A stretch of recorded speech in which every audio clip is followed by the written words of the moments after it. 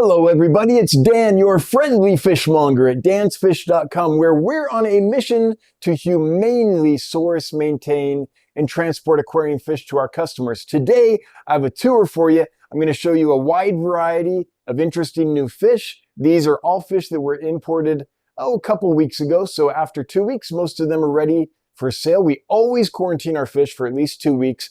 I'm going to show you a goby that I need some help with. And then after that, we'll get to rainbow fish and a bunch of other species. But I have a question about a goby. Let me show you. Here are the gobies that I don't need help with. And I'm going to show them to you first as a comparison so you can see the ones I do need help with. This is the mellis species of bumblebee gobies. The reason we usually get this species in is they are freshwater. If you get this species, you don't have to worry about salt water. You don't have to worry about mixing brackish. This is a pure freshwater species of bumblebee goby. There aren't that many of them, but this is the one that I've had for years. And I've sold to many, many customers. I've sold thousands of these over the years. And they are, according to my experience and the experience of my customers and the scientific descriptions and things, a true freshwater goby. They don't need salt. So that's great. If you're the type of person that doesn't like mixing brackish water, which I don't, I like flow-through systems, and that's hard to do with salinity. You have to have like an auto doser for salinity or something like that. But anyway, this fish I know, but we got another bumblebee goby that was sent to us that I want to show you because I don't know if it is also freshwater or not, and I need some advice. I need people that know more about it than I do to tell me. So let me go show you that. So these little guys, these are the gobies I need help with. These are species Ocelot. I don't think they have a scientific name. The Ocelot bumblebee goby. And I am reading conflicting reports as I try to find information on them. I did not order these. They were sent to me as a substitute. Normally, I'd never order a bumblebee goby if I didn't know it was full fresh water. But anyway, these were sent to me as a substitute. And now that I have them, I've been doing some research. And they're eating fine. They're doing well. But what I can't tell is if they're actually a freshwater species or not. I'm getting conflicting information. So some things I'm reading say, yes, these come from freshwater habitats. Other things I'm reading say, no, these need brackish. I don't know. So I was hoping I'd start off with this, start off with these two species of bumblebee gobies in the hope that there's someone out there that knows more about them than I know. Someone that has kept them long-term, maybe in fresh water for a couple years and they're still doing well and can let me know that's okay or not. So I know what to tell my customers when we sell these. So these are what they call the tiger bumblebee goby or species Ocelot. I don't know why they're calling them tiger when Ocelot is another cat. Let's not get confused here. Oh, look at these two. They're fighting over. That's just too cute. They're Lady in the Tramping, that bloodworm. Oh, that one won. They're sucking the same piece of spaghetti in. That was cute. Anyways, if anyone can give me some information on these, what I'm hoping is that some people have kept them in fresh water long-term and that worked because that's what I'd like to be able to tell my customers, but maybe not. Maybe people tried fresh water and it didn't work and people tried salt water and it did work. Like, I don't know what I'll learn, but hopefully someone can help me out on that. Okay, enough of that. Let's get to some other fish.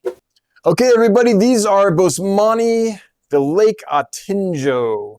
Really pretty fish, get orange and black basically when they fully color in. In fact, there's one in here that's already starting to show quite a bit of orange. Maybe you can pick that one out. We have a good group, I think, of males and females. They've been good from the get-go. Real strong fish. If you watch there's going to be a video coming out later that shows the whole process of picking up the import and bringing them in and what the fish looked like a few hours after being let out of the bag. You'll see this fish there, and I'm happy to say they were doing well then and they're doing well now. We haven't had any losses on this group. Strong, healthy, big enough to have some color. They're going to get more color, and as they settle into wherever they end up in their forever home and darken and all that, they're going to get really dark in the front half and orange on the back half. These are the green dragons. Glossolepis wanamensis is the species name. Something about the red dragons and the green dragons, those two Glossolepis species, is they do not have any color or impressive finnage or stuff at this size. These fish are smallest one, I know, 1 1/4 inch, 3/4 of an inch. Biggest ones, maybe 2 inches or slightly over. So they're right around 2 inches, give or take a bit. Once these hit 3 to 4 inches, they are stunning. And once they hit 6 to 7 inches, they're incredible. This is a large fish. At this stage, we're looking for health, and they pass that test. These are amazing. They're very healthy. They're eating well. They're schooling normally, clear eyes, clear fins. I think they're going to do great for you. Another rainbow fish, and like most other rainbows, not going to show any color at this size, maybe a little bit, but not much, is this one. This is one of the favorites. This one's hard for us to keep in stock. This is Melanotaenia picta. And I don't know if Steven has a picture of his adults, but as far as I know, Steven had some adults, and so maybe we can get some footage here of what they look like when they grow up and color in. I'm not sure. But if we can, that'll be good, because right now you're looking at a fairly kind of tan fish, iridescent scales with a little bit of red starting to come in on some of them on the fins. But they're going to be super impressive when they grow. Melanotaenia picta. Picta means painted, and that's a good name for this fish because they look like they're straight out of a painting when they're grown up and colored in. Again, though, this size, we're just looking at health. We're not looking for color. We're looking for health, and these look pretty healthy. Okay, if you are a bowhead, a rainbow fish nerd, you'll probably know this fish. It's Chilatherina fasciata, which there's a lot of fasciata out there, but this is one of the most desirable ones. This is the one from Cali Web. So if you're a bowhead, you know what I'm talking about. And you know that even though they don't show a ton of color right now because they're small, that they're going to be absolutely fantastic when they color in. So this is a nice healthy batch. I'm just going to stop saying this about rainbows. I always say I'm going to stop saying it, and I never do because it's so on my mind. But just let's consider this the disclaimer for the entire video about rainbows. Small rainbows don't have much color, and also they're really hard to sex. So we sell them unsexed when they're small, and they're probably not going to show a lot of color during this video. So what we're looking at is health. Are they good? Are they going to thrive for you? And there's a little color coming in on some of these, but nothing like what they're going to have when they grow up. Here is some Melanotaenia rubrovittata, the red laser Wapoga. It's basically like a neon dwarf rainbow, but with more red striping on the body. I haven't listed these yet. I think they're doing pretty good, but we had one loss. I don't know if you can see that. This is how we keep track of how the fish are doing. Well, we have a system in the computer and everything, but at a glance, when you're just looking at a tank, this is how we know. And so on the 5th, it's the 10th now, so it's been 5 days. On the 5th, we did have a loss, and so we want to just wait a little longer and make sure there's no more of that brewing. I don't think so. I think these are doing well, but we want to be a little cautious. The other fish I've shown you are available now, but there's some that we just haven't released yet for issues like that. I promise you it's not going to be all rainbow fish, but I'm going down the 75-gallon aisle right now, and that's where a lot of the rainbow fish are. So I know it probably seems rainbow heavy. This is a favorite of mine. This is Chilatherina Awalim. It's a beautiful blue fish, lively, quick. Look at how quick they dart around, and gets a very beautiful blue color. So if you want some blue in your tank, if you don't want lacustris or kamaca, this is another nice option. This fish is going to get right around 4 inches, I would say, give or take a bit. It's got that slender Chilatherina torpedo rocket shape. Of all the rainbows, I think the Chilatherina species are the most variable in color, depending on mood and how the light's hitting them and a bunch of other parameters. They'll turn it on, they'll turn it off, they'll change it. So they're really interesting, fun to watch. All rainbows are like that, I would say, but Chilatherina just seem to have it a little more than Glossolepis or Melanotaenia. I have to take a moment to stir my baby brine shrimp because if it all settles to the bottom in a pile, it'll kind of run out of oxygen and suffocate. I want it to stay alive, so every now and then I gotta stir that. Okay, here's another Melanotaenia Boesemani type. These are a little smaller than the Atinjo, but they're already starting to get some decent color. These are the ones from Aves Creek. Atinjo and Aves Creek are probably the two color forms with the most contrast. Really dark front half of the body and orange or yellow-orange back half of the body. Kind of looks like it should be from Halloween, this fish, when it's fully darkened in and colored up. I really like that contrast. There's some others, though, other locations of Boesemani that have the light blue front and the yellow half, and that's pretty as well, but I like these high contrast ones. So if you're into high contrast fish that when they fully color in look, kind of like they're from Halloween, the Aves Creek, this one is a good option, as are those Atinjo. These are a little smaller than the others. I would say these are about 1.5 to 2 inches, maybe a little bigger on the biggest ones. So depending on the size you want at this time, that might help you make that decision. Those ones we saw before, the Atinjos, are probably 2 inches to 3 inches. You're right around 3 inches, most of them. All right, this is a Pseudomugil gertrudae, but not your average gertrudae.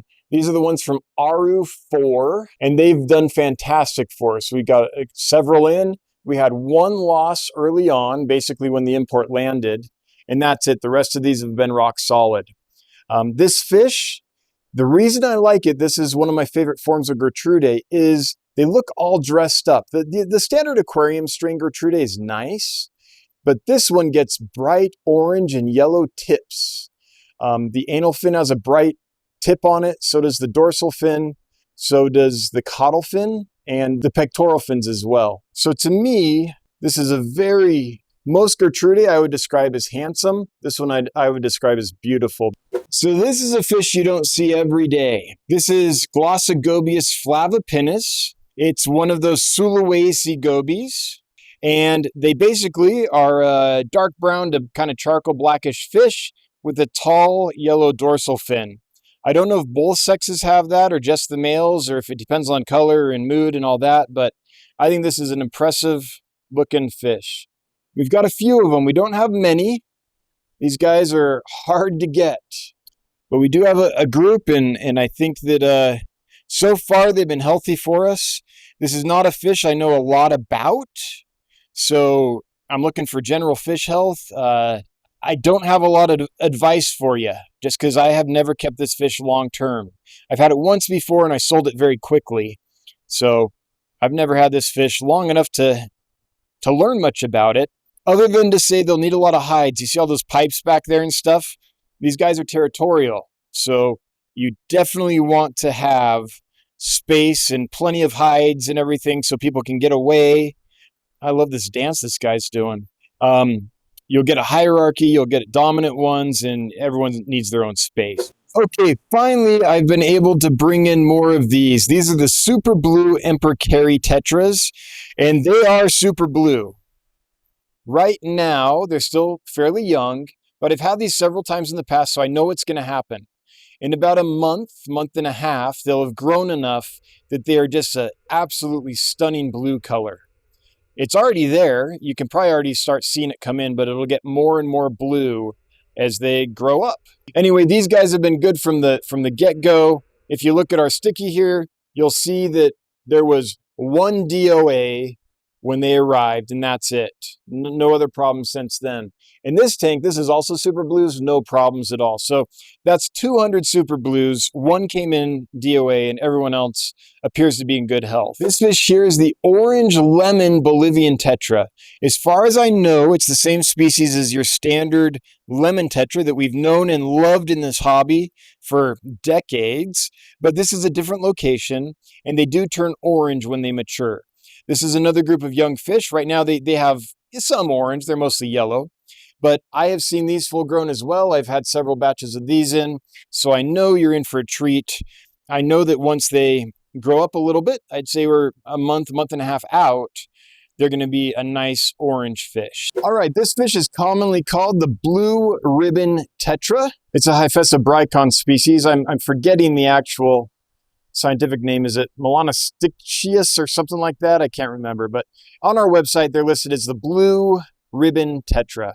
It's one of the newer forms of tetras, a little harder to find, and I think our price is pretty darn reasonable for a fish like that. I've looked at other sites, and on most things we can be more expensive than other places because we just operate really carefully and have a lot of processes and procedures and systems that take time and therefore cost more money for us to do, but they get the fish to you in better shape, so we do them.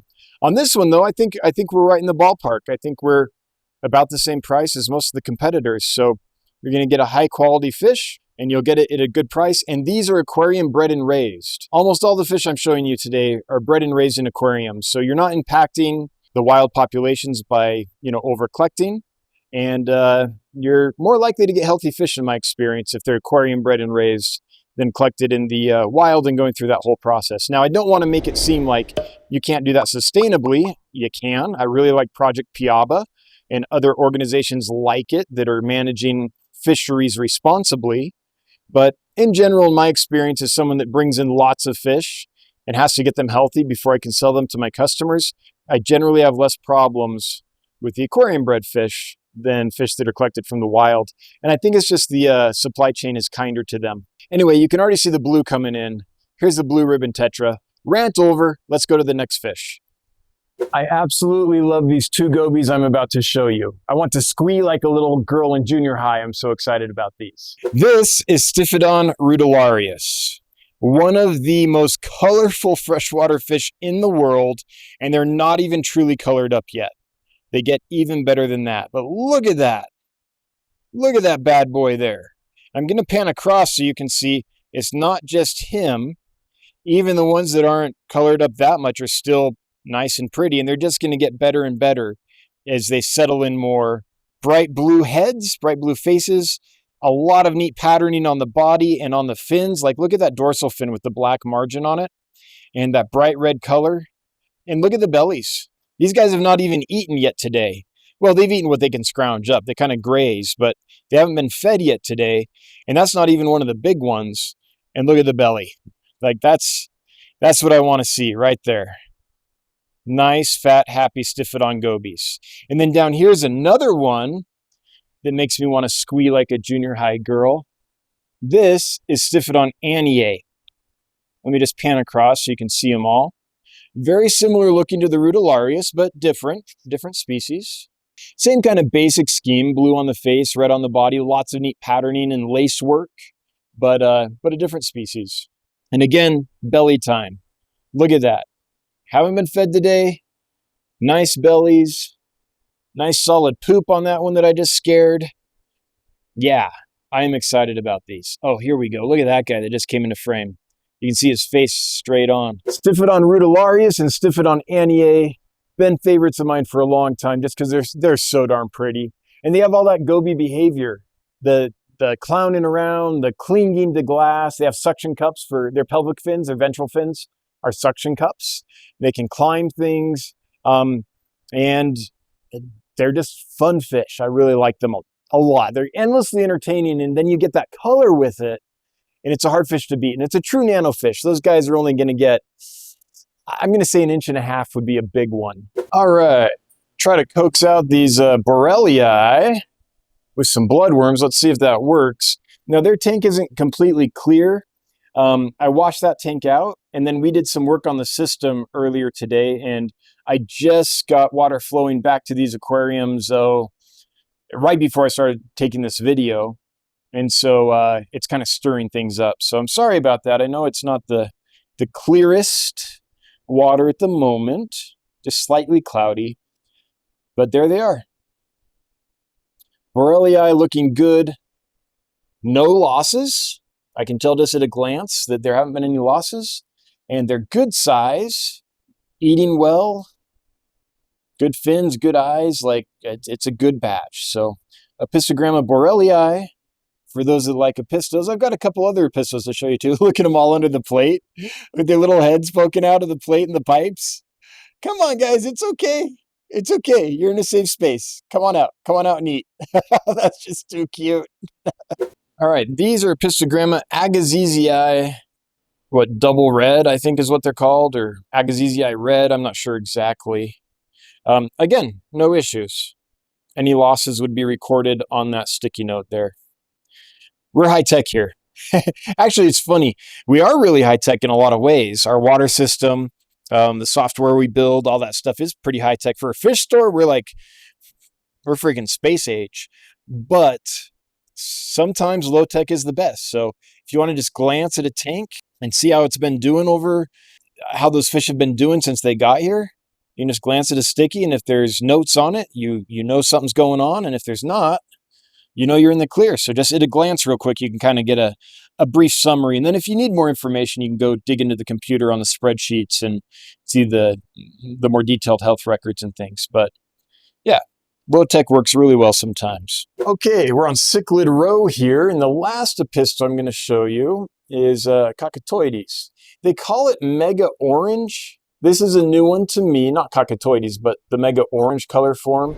I'm not sure what that actually translates to in real terms, but I don't see a lot of orange on them. I see I do see some on the tail coming in, and on the dorsal fin. Right now it looks fairly yellow. Maybe that changes with time. I don't know. This is not a fish that I'm an expert on by any means. Again, my first time with this color morph. Cacatuoides I know, the species I know, but this color morph can't help you. But if you want some mega orange Apistogramma cacatuoides, the group is good. They're eating really well. They're acting fine. Yeah, no losses. So a rock solid group. And by the way, I'm feeding bloodworms right now. These guys will totally eat pellets and things, flakes and pellets and other dry foods. So they're pretty easy. Ooh, got two on the same bloodworm. We had some more Lady and the Tramp action going on there. Oh man, I know there's no like pretty plants or anything for them to contrast with. You're seeing them against like brown sand and black background and algae covered pipes, but they're really pretty in person. They just don't contrast well with that tank, do they? This is the Imperial Lapis Tetra, is what is sold to us as. We're trying to figure out exactly what the species is. We think it might be, was it Nigricinctus? Is that how you say that? But anyway, it's sold as the Imperial Lapis Tetra. They're still coloring in, so it's hard to take a picture and ID it and all that. But whatever they are, they're Imperial Lapis Tetras. They're one of the rarer, newer types. If I remember right, I think these guys are from the Mato Grosso region of Brazil, one of that group. Anyway, they're fairly new to me. I've had them once before, is all, and I don't have a lot of experience with them. But what I can tell you is they're healthy, they're happy. We haven't had any losses in this tank, and the color's starting to come in. Above them are Millennium Rainbows. It's Glossolepis pseudoincisis, and I think most Millennium Rainbows you get in this industry are kind of disappointing. These are young, so they don't have any color or anything like that yet. The reason I brought these in, though, is because I don't think they're going to be disappointing. These are location specific. These are from Lake Yanaruk. So hopefully what that means is that they're less inbred and their colors are more along the lines of what this fish would naturally have. Hopefully they haven't been, I know they haven't been crossed with Glossolepis incisus, which I think a lot of the pseudoincisus have. So a nice pure strain of the Millennium Rainbow. That's why I brought it in. I normally don't bring in Millennium Rainbows. There's a lot of problems with that fish health-wise, how the farms produce them. So I tend to avoid them. I like the color, but I don't like the health problems. So far, though, this batch has been nice and solid. All right, I have another really neat goby to show you. I have some half-beaks that I think are stunning, and my new favorite tetra, and I mean it, like, this is really a favorite. I know I call all the fish my favorite. This is really a favorite, though. But first, we're going to look at a couple more rainbow fish. The water is a little bit cloudy because, again, I just cleaned off the algae and then turned on the water flow. So you got free floating algae in there that I just scraped off the sides, and you have fresh water flowing into the tank. So you're going to get a little bit of a mess. Let's give you a treat. I don't feed rainbows, bloodworms that often because you can get bloating issues if you give them too many, but just a little treat. This is Melanotaenia species Kiunga, doing really well. One came in DOA. We haven't had any more trouble with them since then. And by the way, the one that did come in DOA might not have even been sick. It might have just like got squished in a corner, had some kind of unfortunate accident, because the rest of the batches is doing phenomenally well. So I think they're going to be fine. These are larger, around 2 inches to 3 inches, I would say, these guys. There's a big male over here, and it's mid-afternoon. They're not colored in right now, but I have seen these guys when they're nicely colored, and they are stunning. This is a really neat rainbow fish. One more rainbow, and then we'll get to some gobies and some other stuff. Okay, I'm super excited about these guys. This is one that is very rare. It's hard to find. I might be the only one in the United States that has them for sale right now. This is Melanotaenia species Mayado Village. A really beautiful, really stunning rainbow fish. Only been here for a couple weeks and are still on the small side. So again, we're not going to see all the color, but This morning and a couple mornings ago, I came in and looked at them, and some of those young males were starting to fire off. And they had a lot of good color, and they're still young. So I think this is going to be a real stunner. And we finally have it. I'm really thrilled to see this fish in person. I've never been able to have it before. Melanotaenia Mayado Village. Okay, check these out. We've had these before, and they were absolutely amazing, so we brought some more in. This is a beautiful half-beak. This is the Eberardi species. I forget the name of the location. The location's on the website. If you search half-beak, you'll see it. I think it's the prettiest I've ever seen of the Celebes type half-beaks. They aren't fully colored in yet, but the last batch I have seen them fully colored. They're getting some nice color in. It's just not completely there yet. But when they do, you can already see it. They get orange in with black margins on the fins. They also get this like vertical, I don't know if it's a herringbone structure or whatever, but kind of these vertical patterns on the sides. They're starting to get it. It's probably going to be hard to see, but they kind of dark contrasted with slight iridescence on the sides. That gets more and more pronounced with time until it's quite pronounced. And then you have that beautiful coloration as well that's going to get more and more intense as they settle in further. I love half-beaks, a really unique live-bearing fish. And of all the Celebes types, I think this is my favorite. Okay, check these out. This is Gobies idea. This is one of those little gobies that lives in the Sulawesi lakes. They live with rabbit snails, and apparently, I haven't tried it yet, but apparently they like to live in rabbit snail shells. So they live with rabbit snails, and they'll go in an empty shell and make it their home. So kind of like a shell-dwelling goby, I guess. Maybe on par with some of the shell-dwelling cichlids out of Lake Tanganyika. Now, they're perfectly happy and stuff in here. I didn't find out about that until earlier today, actually, that sometimes they live in abandoned snail shells. So I haven't tried it yet. That's why there's no snail shells in here, but they seem perfectly happy and comfortable actually like this without them. So I don't know if they're an obligate snail shell dweller, kind of like some of your Lamprologus fasciatus would be, Neolamprologus fasciatus, but whatever they are, they're beautiful. They look like kind of like a large bumblebee goby, like a different flavor of bumblebee goby, but they're not. They're completely different. Again, Sulawesi type goby. First time I've had them, and I like them. Okay, this is the fish everyone's been waiting for. In fact, I would be surprised if they're not already sold out. So I'm not showing you these to try to sell them. I bet they're sold out. I just want you to see them. This is the honey blue guy, the honey blue eye, Pseudomugil mellis. Finally got some in. Been trying for years. Every time I've got them before, they ended up being a kind of signifer, which is another pretty fish, but it's not mellis. Finally got some mellis in.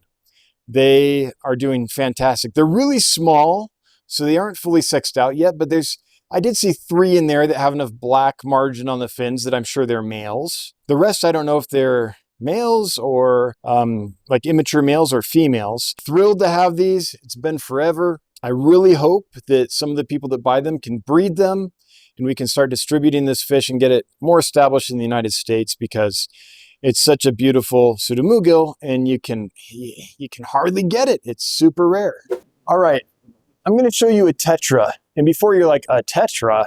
This is a cool tetra. And then after that, we'll show you some plecos. Then we'll call it a day, I think. That's a good tour. It's a good enough for one day, right? As my dad would say, good enough for government work. Here's the tetra. This is Hyphessobrycon procyon, the raccoon tetra. Why do they call it a raccoon tetra? I don't know. It doesn't look like a raccoon at all to me. I don't see any mask on the face or anything like that would make it seem like a raccoon. But whatever the name is, this is a stunning, amazing tetra. Now, right now it isn't. I've only had this fish for 2 weeks. But I've seen this fish before. I've had a previous batch, and they colored into like bright yellow and orange like the sun. Just an absolutely stunning fish. So what happened last time is we got the batch in, and it took them a month to 6 weeks to really settle in enough to fire up. So I've had these 2 weeks. I think within another, 3 weeks or so, 2 to 3 weeks, you're going to start seeing their true color, and you won't be disappointed because they look like this picture right here. This is a picture or these pictures, I guess, are pictures I took of the previous group. Each one's prettier than the last. The males have more color, but the females aren't duds either. They have some color. They look pretty. So that's what these are going to look like once they settle in. Again, it's going to take 2 to 3 more weeks, but they'll get there. The batch is healthy. It's eating really well, doing great. So I'm thrilled with these guys. Oh, they'll probably sell before I can do this, but it would be amazing if I still had these when they were fully colored up and I could see this big group fully colored. Last time I only had a few of them. I think this is going to be a sight. And by the way, reasonably priced. I think these are like $12.99 each at dansfish.com. And these are aquarium bred and raised fish. So you don't have the issues with wild collected stock. So aquarium bred and raised and still a decent price. My new favorite tetra. Now I say that all the time. This is my favorite fish because I like fish, but really I think this is top 3 favorite tetras. So we're going to do some pleco watching here. I have my lovely assistant Mandy who's going to flip this plate and we're going to see some Sultan plecos. Look at these. All right, go ahead and lift it up and turn it enough that we can see them on the light. Oh, that's where they all were yesterday. Let's look under the wood. That's so funny. There they are. So there's some Sultan plecos. Just a beautiful, they call them vampire plecos. They're in that group. What makes a vampire pleco is its teeth. They're snail eaters. So they have these 2 elongated teeth that help them pull the snail out of the shell. Now in aquariums, they'll eat meaty foods, bloodworms and brine shrimp and meaty pellets and stuff like that. And we also give them algae wafers and things to balance the diet. We even give them zucchini. But they are, in nature, they're a snail eater. I'm sure they eat other things too, but snails make up a large part of the diet. They don't seem to affect our ram's horn snails. Aquarium snails seem to be safe in our experience, but really neat fish. The Sultan pleco. Okay, these are some L173Bs. It's like a 173, but a little different. There's some confusion as to what this species actually is. I think Aquarium Glacier named them because they brought them in, thought they were 173s, realized they weren't, so they call them 173Bs. That's all we know, but if we flip this wood over, you'll see them. They're an impressive pleco, really beautiful zebra-type pleco. These are good size. What do you say, Mandy? 3 inches on those? Maybe a little, yeah, around 3 inches. I think we can call this a 3-inch fish without disappointing anybody. And I did a health check on all these plecos I'm showing you. I did that yesterday, so I know they have nice fat bellies. They're eating well and doing great. Mandy just pointed this guy out. This guy seriously looks like a 236. Look at him right there. That is some nice high contrast. Now, I don't know if he's high contrast right now and later will dull down or not, but that is the nicest one I've seen. Yeah, it looks like a 236. That's a pretty 173B for sure. All right, so here's zebra plecos L46. The one that kind of started the craze for Hypensistris. Now I did health checks yesterday. These all have very nice bellies. They're eating. Zebra plecos are a more slender pleco than a lot of other Hypensistris, I would say. But judging them by what they are, their bellies are in good shape. They aren't like rotund and super fat, but they're in good shape. These will do well. So even with Hypensistris, we do put in some wood. We just figure why not? Maybe they'll chew on it a bit. Maybe it'll help between meals. We do put in zucchini. But we also feed, a nice meat diet for them. But there you go. L46s, and we've got CITES permits and all that. So these are all legal. We're all good. Yeah, beautiful batch. Doing great. Hey everyone, it's Dan. If you want to learn more about aquarium fish, we do a live stream every Wednesday at 9 p.m. Eastern on the Dan's Fish YouTube channel. If you're in the market for aquarium fish, check us out at dansfish.com. We ship to the US and parts of Canada. And if you want something fishy to wear, we've got merch. Till next time, have a good one. Bye-bye.